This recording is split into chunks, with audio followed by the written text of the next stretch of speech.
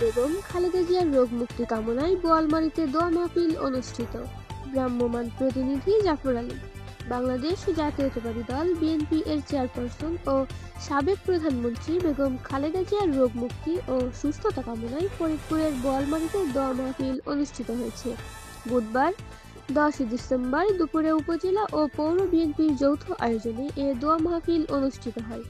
এতে স্থানীয় নেতৃবৃন্দ, জনপ্রতিনিধি, বিভিন্ন ইউনিটের নেতাকর্মী সহ সাধারণ মানুষ অংশ নেন।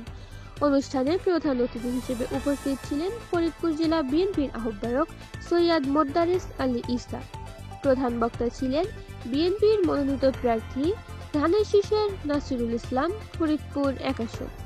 সভাপতিত্ব করেন বোয়ালমারী উপজেলা বিএনপির সভাপতি অ্যাডভোকেট সিরাজুল ইসলাম।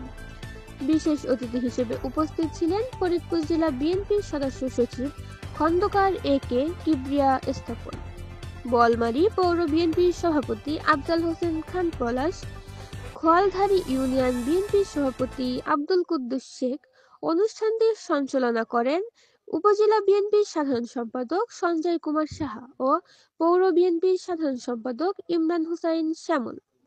দোয়া মাহফিলে বক্তারা বলেন, দেশনেত্রী বেগম খালেদা জিয়া গণতন্ত্রের প্রতীক। তার সুস্থতার জন্য আজ শুধু বিএনপি নয়, সারা দেশের মানুষ প্রার্থনা করেছে। তিনি সুস্থ হয়ে উঠলে দেশে গণতান্ত্রিক আন্দোলন আবারও বেগবান হবে। অনুষ্ঠানে অসুস্থ খালেদা জিয়ার দ্রুত রোগ মুক্তি, দেশবাসীর শান্তি, সমৃদ্ধি ও জাতির কল্যাণ কামনা করে বিশেষ